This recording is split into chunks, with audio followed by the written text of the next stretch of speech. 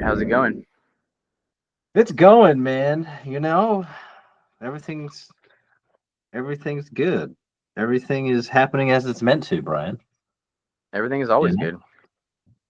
It's all in divine order, baby. It's all in divine order.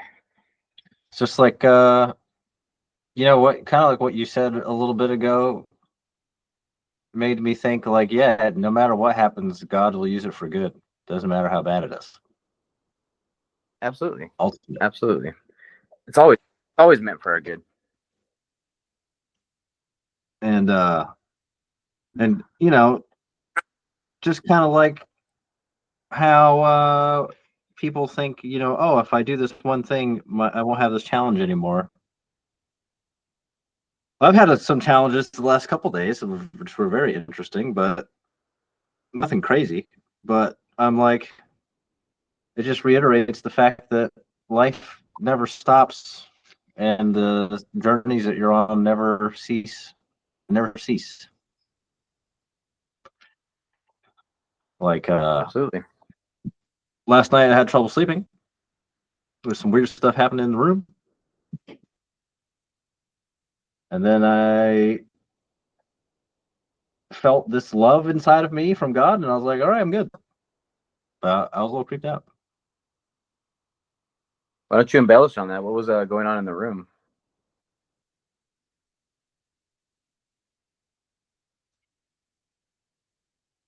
So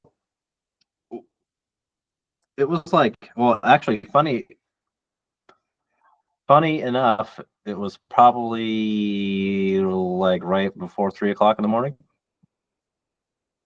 and stuff like, Ah, when you're laying in bed and you hear stuff shuffling around, you're like, what the heck is that? So yeah.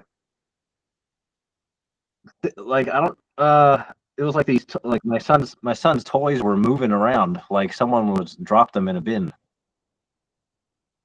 That's the sound it made, but it was very distinct. I was like, what the hell? Creepy. That's it. And it happened twice. It happened two separate times within like 30 minutes of each other. And I was like, yep, I'm not sleeping in here.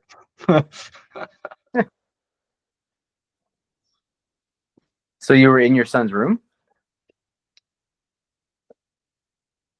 Yeah, sometimes I sleep in there because he comes in to me and my wife's room and he's like, I want to sleep with mommy.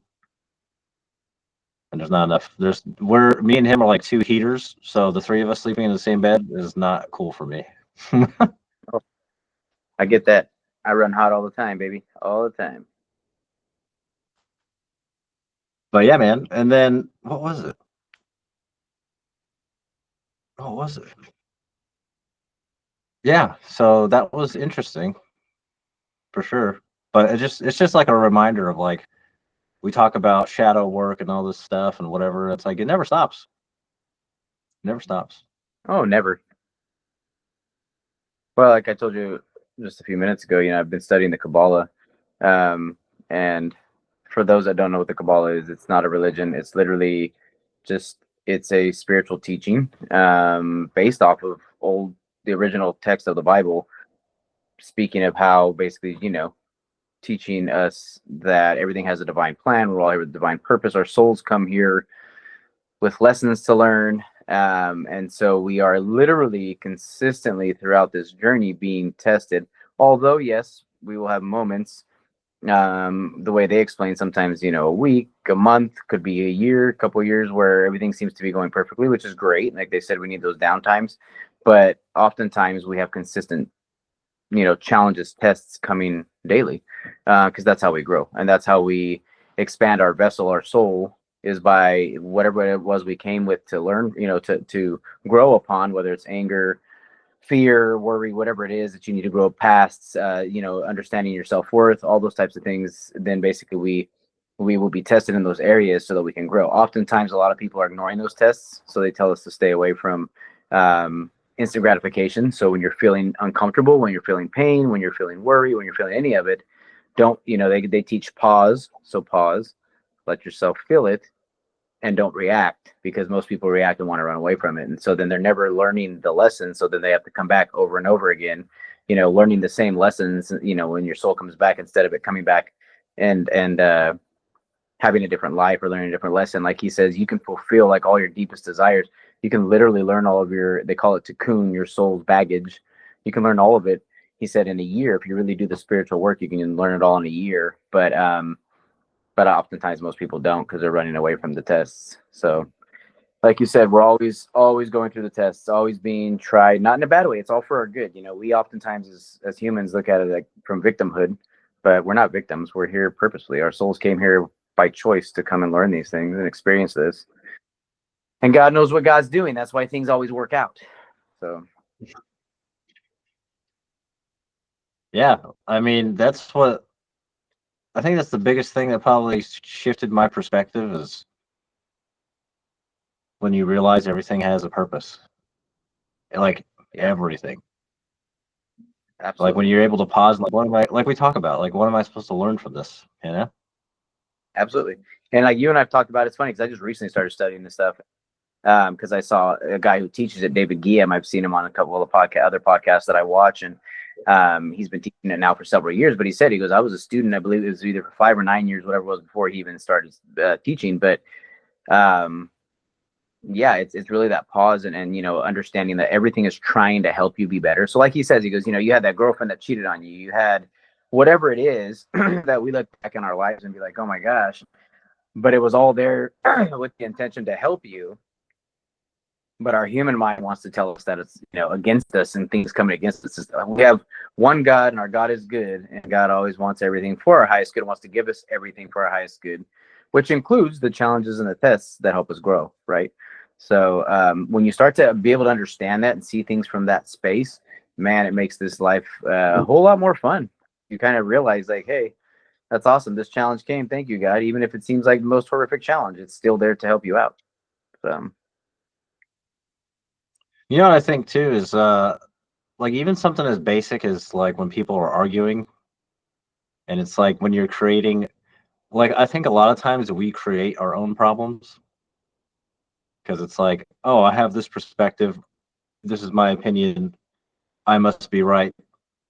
But you have to be willing to let go of your understanding and or to kind of open your mind and try to understand where everybody's coming from because like I told you like I told you earlier, we were watching the Jersey Shore and they're arguing over like the way they do things and the way that they approach making drama out of nothing. And it's like, dude, like if you would have just said this or owned up and told it is again like telling the truth, then you wouldn't have this problem. absolutely. Truth will set you free. And when you become, well, yeah, absolutely the truth, yeah, always speaking the truth. And when you become non-reactive, or you know, you try your best, doesn't mean you don't feel things, doesn't mean you don't have emotion to situations. But when you are able to come to a space where you're not reacting all the time over everything, you can pause, you can sit back and look at the situation from a very calm space. Then oftentimes you avoid arguments and things like that, right? Because even if the other person isn't where you are on your spiritual journey, because we're all in different places, which is perfectly fine, but you can avoid the argument because you just respond with love. So one of the questions they ask in the Kabbalah is, how would God respond to that, right? So we have our God, who's nothing but an energy of love, of peace, of joy, all these very high energies. So if we respond in that way, even when someone's telling us basically fuck you, we can still be like, hey, I love you anyway, right? And that's a choice, because how's God going to respond? Um, and you know, it does take consistent practice, because for me, it's funny because I thankfully over the last, I would say probably several years, but maybe a couple years for sure, I feel like I definitely have become less responsive to things. But I can feel when the tests come, because all of a sudden I can be right in the midst of it and start to respond in a not so loving way, and then be like, oh, all right, we can stop this, and just either walk away from it, go sit down, take that nice long pause, because I can now catch myself like almost immediately in it. Not always, but almost immediately in it, and pull myself back, which is very nice. But obviously, we're always a work in progress, you know. So, but it is nice when you start to see things from that standpoint and understand it, and you're like, okay, this is cool. So no, I love that because it makes me think, you know, when I started to sort of put God first in my life, it changed. That's what changed my entire. It changed my entire being. Like exactly what you just said. How would God respond to this? Like even in my own home, when, my kids are being crazy and whatever, or like, I'm just like, oh, that's just how they are. Like, there's no sense in, like, I'm not annoyed by things like I used to be annoyed at. Because a lot of it too, I think is like a lot of it is self-awareness. But when I say put God first, you're like, I don't know how else to describe it. Like, you're not letting yourself, like you said, you're not really allowing yourself to react with your first thought, Yeah. you know? Yep. Absolutely. Because when you're able to, like we talk about, when you're able to slow down and kind of just, one, be in the moment, and two, like, a lot of people when they get irritated with something, it's because they don't understand it, so Yeah. it's like, once you try to understand where other people are coming from or what the situation is, and then, like, then when they say, don't base your happiness on circumstances. Exactly. True. Yeah, that's absolutely true. That's definitely one of the things that I think I've been learning even prior to studying what I'm studying now, but understanding, like, trying to find and understand that my peace comes from within and that nothing outside of me should rock that peace. But we very much allow the external circumstances to change how we feel. But like I tell people, it's not intended to. We should be able to not be bothered or moved by external things. Again, not that we won't feel things. If we lose someone and it's going to hurt, we're going to feel the pain. You let it come through and leave, and oftentimes you can let it leave very quickly, understanding there's a purpose for it, there's a reason for everything, a divine spiritual reason for everything. And so when you do understand it that way and look at life that way, it's very freeing, honestly. It's like I tell people, if you lose a relationship, you lose a job, you lose a career, whatever it is, right? Those things were supposed to come and go. They were there for their purpose, they served their purpose for the time on your journey. They were trying to show you something, teach you something, help you through something, and then you move forward. But oftentimes it's kind of like the Buddhists teach, non-attachment. And that's why it's like when I explain that to people, oftentimes people look at me and they're like, what do you mean non-attachment? So you don't care about anything? It's not that I don't care about anything. I absolutely do. And I absolutely love people and these things, right? But I understand that if for some reason they or it is removed from my life, for my journey, just because it was supposed to. Their season was over, right? The season in my journey was over.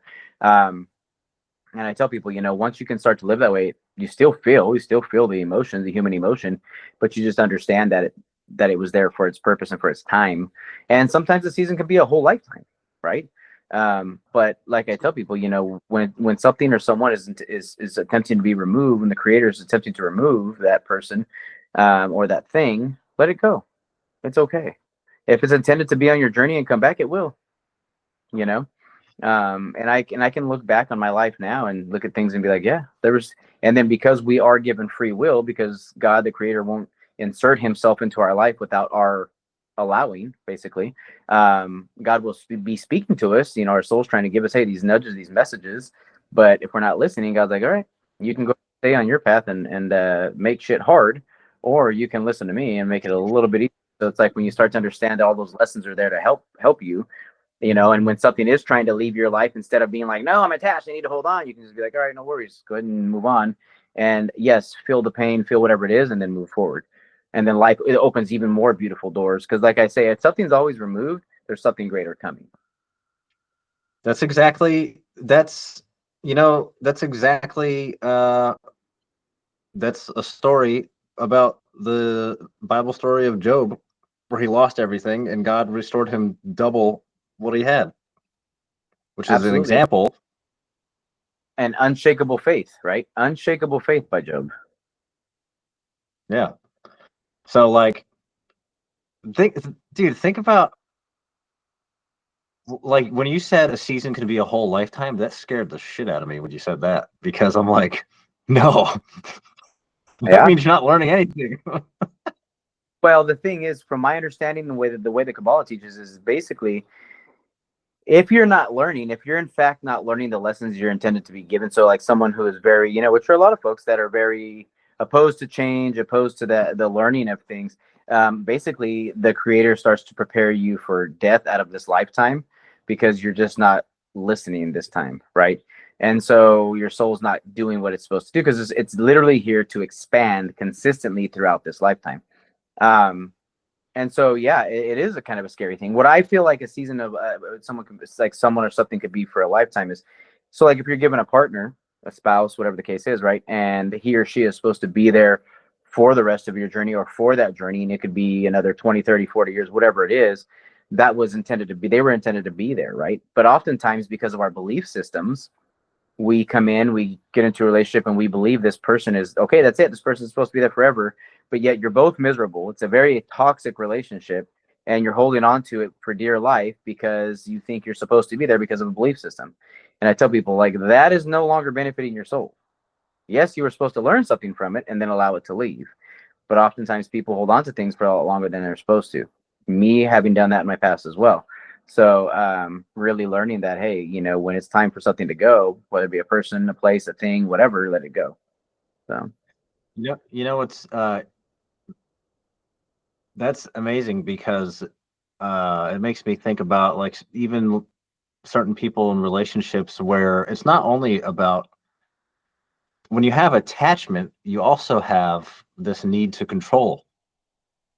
yeah, So like just like when you get into fights with your significant other or your friend or whatever, when two people are arguing and they won't let a problem go, it's like you're trying one, you're holding on to the issue and making it bigger than it has to be, and two, you're trying to control the outcome of the decision of the other person, which is insane. absolutely.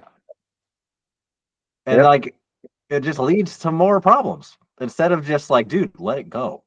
Like, let it go. for sure. And And one of the big, the example yeah, the example I'm go ahead. thinking of is from a show. It's from a show watching these people, and this you can see the toxicity through the camera. You're like, dude, you're being an idiot. You're being an idiot. Just separate, give each other space. Like, relax. Don't there. But but think about how many people try so like what we've talked about before. When people try so hard to hold on to something, and they're not even realizing that they're doing more damage. Absolutely. You know. Yep. Yep, 100%. And that's the thing.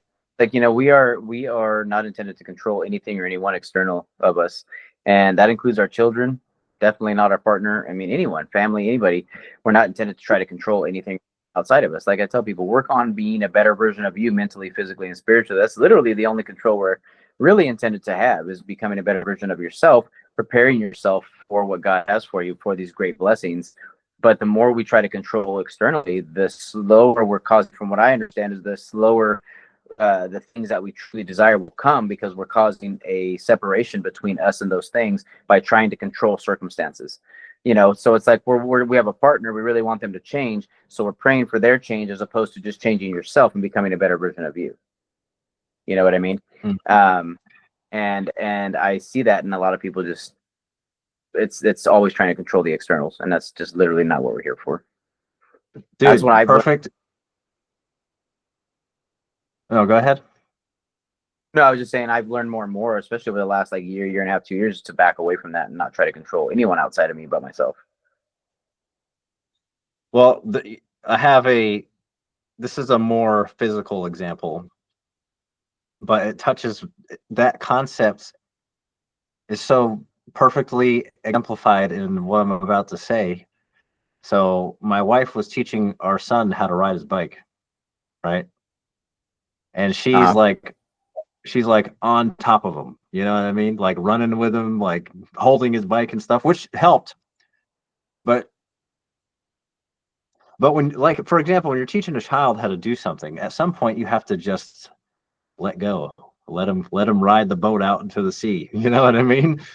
So I was like sitting back observing, and I was watching what he was doing, and my wife was trying to help him. But and some people, they try to help so much that they actually don't realize that if they just let go, it's the same thing. It's not necessarily a bad thing. It's not necessarily an argument. It could be something as simple as teaching someone how to ride a bike. And I was like, I told her, I was like, you got to let him fail, because he's not going to learn if you're on top of him the whole time, which I credit her. Like, I'm not saying, because she did a great job because she was the one doing it every day. But I'm like, when you're able to identify, like, oh, in this situation, just let them do it on their own. Like, let go, don't try to control it. And then now that one small tweak, he's riding it by himself all the time. No training wheels, nothing. You know what I mean? So something as simple as that, like, that's another thing is when people, they say the road to hell is paved with good intentions. I think there's a such thing as trying to help too much too. You know? The Kabbalah teaches that. It's absolute truth. Absolute truth is that they say, oftentimes we're trying to help and we're actually hindering the other person's growth. So I'm still having to learn that because, I learn things, I get excited, I get passionate, and then I want to teach someone else in my life. But what they explain in the Kabbalah is that person's soul may not be ready for that lesson yet. And you're trying to get them to get it. And all you're actually doing is hindering their growth because they're not ready for that information yet. And it becomes one of those fine lines where, those of us like me, I always want to help. I want to help people's lives be better. I want to help people improve their lives, whatever it is.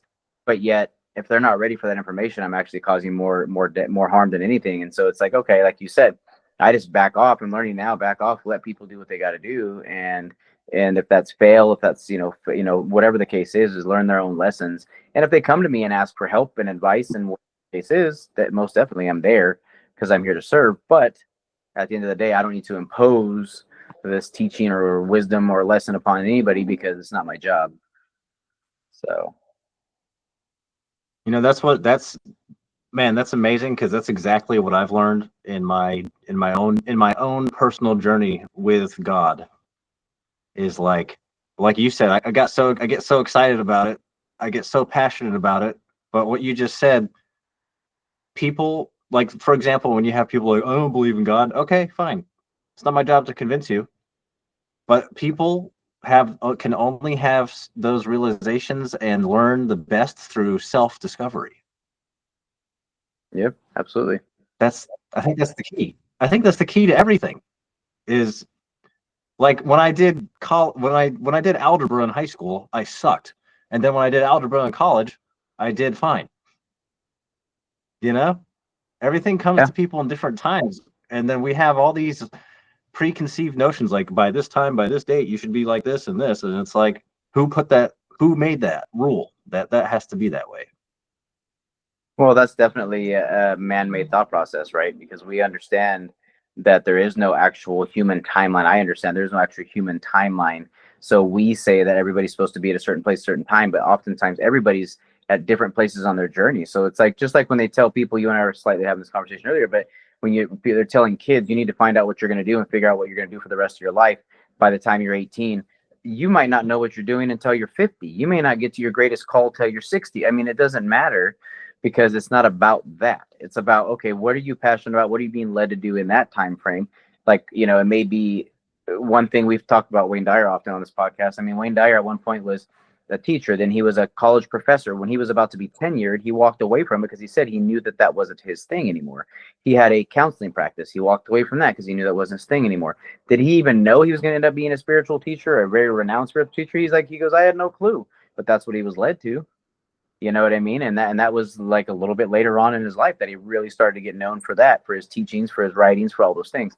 And so everything is leading us to where we're supposed to go, especially if you're non-attached and you're allowing and you're flowing with the universe's lead, then you're like, okay, cool. You'll end up right where you're supposed to be. And oftentimes sooner than later, if you will let go and allow for that divine guidance, you'll end up right where you're supposed to be so much sooner. Right. But I think it's us that gets in our way. That's where our free will comes up is, we get in the way, we step in, we want to have control. And at the end of the day, all we're doing is slowing down the progress we could be making. Yeah, dude. Like when I reflect on my life a lot, and I'm 33 years old. So it took me 33 years to get to this point. But I'm so grateful because when I think back to like 18-year-old me, never in a million years would I have thought like I'm giving spiritual guidance to people, or like I'm doing a podcast about this type of stuff. It wasn't even on the radar. You know what I mean? And it's interesting, like you said, when you it's like I don't even know how to explain it. Like that's how weird it is. Like when you think back on your former self, you're like you're not the same person, but you had no idea then your life would be like this now. Absolutely. I completely agree. Completely agree. Yeah, I'm the same way. I cannot So I'd be here. Not at all. and yeah, man, like that's I think like we talked about before, that's where the monkey mind comes in. Like that survival mindset. Oh, if I don't do this, if I don't do XYZ, then it's all gonna fall apart. No, just relax, chill out. It's not in your Yep. control anyway. You could just like you talk about with power versus force. The more you try to force it, the worse it's gonna get. Yeah, the further you're pushing it away, the further you're pushing it away. And that's why I understand. I'm like, the more I just let go and I work on me and work on being a better version of me, being a less reactive, more peaceful version of me, following that intuitive guide that I receive, then everything works out more beautifully. But when I'm not listening and I'm trying to get in the way, I'm just prolonging what could be. And honestly, I tell people, even if you don't see the divine plan for you, because oftentimes we don't see it, something we have these feelings, these things that we really want, but it's often even greater than what that vision is that we have in our small thinking. God has this greater thing for us to do. That's why oftentimes you hear people that are finally into their actual what they love doing. They're like, yeah, I never, like you and I were saying, I never would imagine seeing myself here. Well, it's because God already had that plan for you, but you just didn't see it in that small human thinking that keeps us in such a narrow box. Well, that's why they say, well, it says lean not on your own understanding because we can't understand it. At Exactly. least not. At least like even right now, I can't understand where I'm gonna be, and that's why, like, dude, uh, like, I get asked like, "What are your long term goals?" I'm like, I don't know. Like, I want to do this and this, but whenever it happens, it happens. Like now, I'm just like, whenever it happens, it happens. Like, I can't even imagine 10 years from now what life is going to be like, and it's not up to us to even worry about that. I agree. 100%. But we're programmed from birth to be like, oh, you only have 80 years, get it done, Exactly. hurry up. Exactly. Which is why you have so many people, unfortunately, in doing things that they don't want to do for so many years because they're told about retirement, plan for retirement, do this, do that, and yet they're missing all these years that they could be doing things that they absolutely love if they were following what they were put here to actually do. Yeah, man, like I don't get me wrong, I have goals and aspirations, but I'm allowing, instead of only relying on my mind and my thought process, now I'm like, when it's meant to happen, it will happen. Yeah, So that's where that trust and surrender comes in, like we talk about all the time. absolutely. Because when I did that, the script flipped immediately. I was like, oh, okay, all right, I'll take a step back. You Yeah, know, yep, absolutely. but we get so, I think because our human minds are so like, like that primal survival instinct kicks in, and you're like, I don't, because we fear the unknown. That's why everyone worries about everything. So it's like, yeah, it's unknown for a reason. You're supposed to learn something. Yeah, and you're supposed to be willing to step in. My understanding is be willing to step into the unknown because that's where all the beauty's at. And so when you step into that darkness and you learn to master that, then you master everything, right? Because you're okay with whatever comes. And like you said, yeah, you have dreams and aspirations. So do I. But do I know? I always tell God, let those come, or let Thy will be done, which could be much greater than mine and what I can even imagine. So I always am open to that divine guidance. You So know what? It's insane. This is another synchronicity. It's insane that you just said that, because I say the Our Father multiple times a day, but when I'm like actually asking God for something or talking to God about something, I say, "Let Thy will be done," absolutely, verbatim. And that's I think that idea, that concept, that, well, to me, that truth is like let me serve whatever purpose you've put me here for. Let me serve it. Let thy will be done. And when they say on earth as it is in heaven, what I take away from that is our whole purpose is to make it on earth as it is in heaven. Well, that's the thing is we've talked about this in the past. We can create our own heaven or our own hell through our thinking, right? Through our living. Well, how do you think?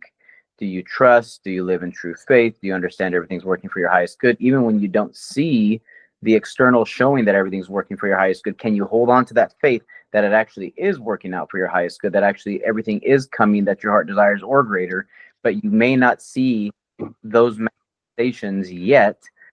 Wait, be patient, pause, have faith. That's one of the things that I remind myself. Okay, I don't see the things yet, or I see small synchronicities. That's the other thing I've understood, and I see in my own life is these small synchronicities showing little glimpses, little signs that God gives. Like, look, here's this.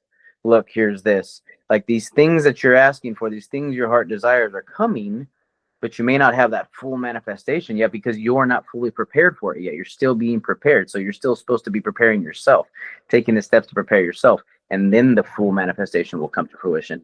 But that's the thing is, we want it now. And then when we think we're doing the work and we don't see it a month later, we're like, why isn't it here? I'm going to quit. No, hold fast, hold tight, live by faith, and watch. It's going to show up, Well, there's two things about that. Is there's a weird, what I've started to find is that, like you said, when people want to quit, there's like a weird comfort in quitting. There's a weird, it's like a weird thing because it's like, I'm going to give up this thing that I want and I'm just going to be done. But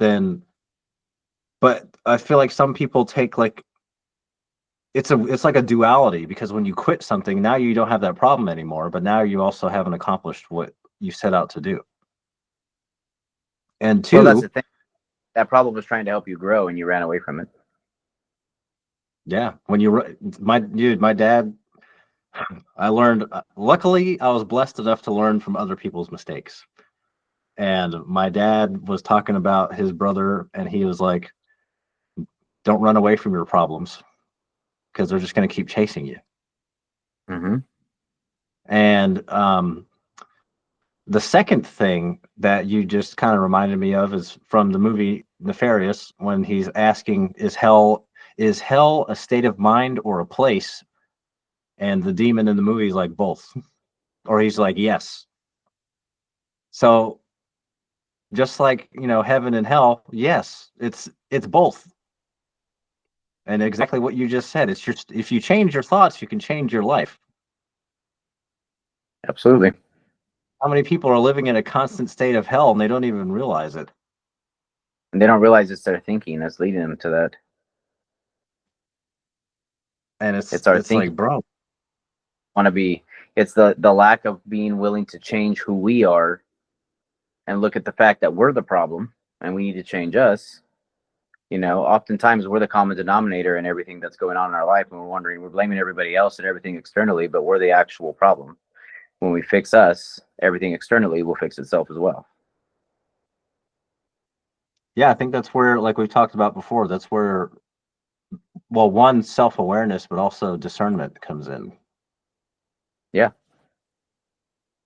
Like what is, like, when you dig down to whatever the issue is, you're like, what is actually happening here? And like accountability, like, what am I contributing to this issue? How many people just look at something and they're like, it's not my problem, it's not my fault. And it's like, how many people don't ever take accountability for what they do or what they fail to do? Yeah. Absolutely. That's why Absolutely. like when I think back on my life, I'm like, wow, I was really living in like a state of hell for a little bit because I was being an angry jerk and basically like numbing myself to these issues. I knew, subconsciously I knew I had, but I wasn't confronting it. So, but then since like the last few years, I've been able to overcome all of those things because I'm like, oh, I'm finally like, oh, okay, got it. Yeah, exactly. Absolutely. Like with the whole therapy thing with PTSD and all that stuff.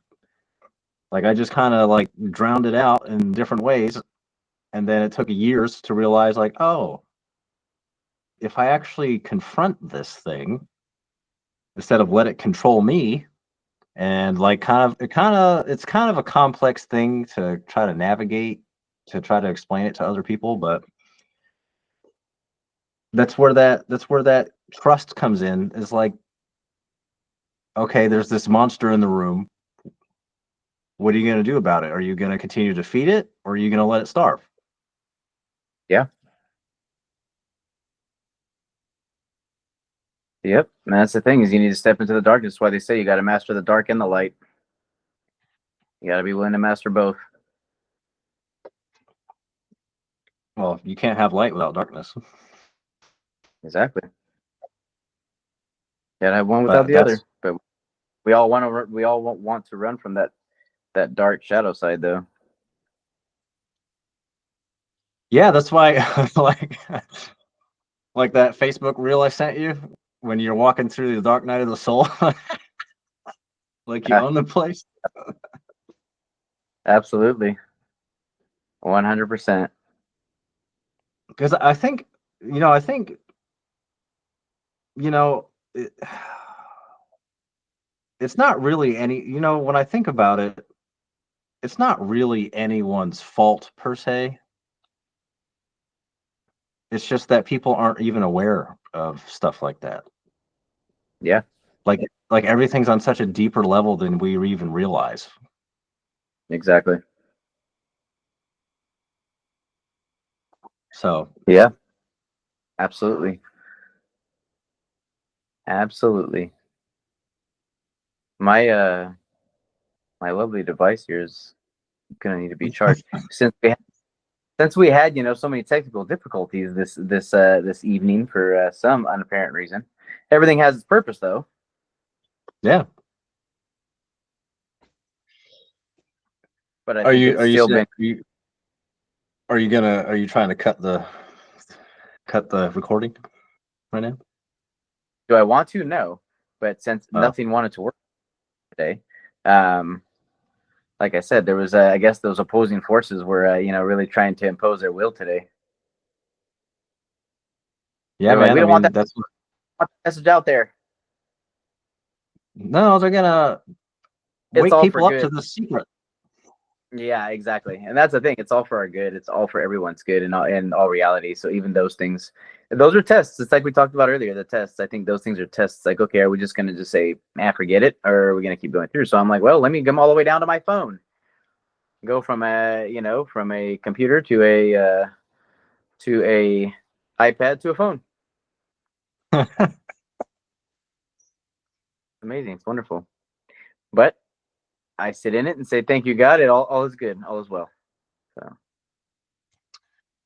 Well, I guess I'll leave it with this is, you know, it's funny because when we were first talking about starting this, we're like, what's the name going to be? And then we decided on Warriors of Light.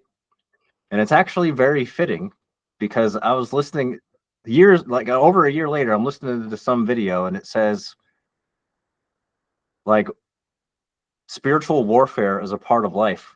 And then this guy was like, when does it end? And he's like, when you die.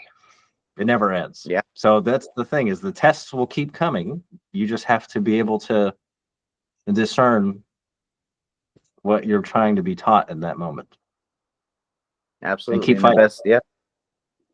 And the tip I'll leave everybody with is just, I promise you, if you keep working on you, mind, body, and soul, implement practices and things that are helping you grow, take the tests as they come, try to recognize what the tests are and what the continual pattern is in your life. That'll kind of show you what your soul was here to learn and expand upon.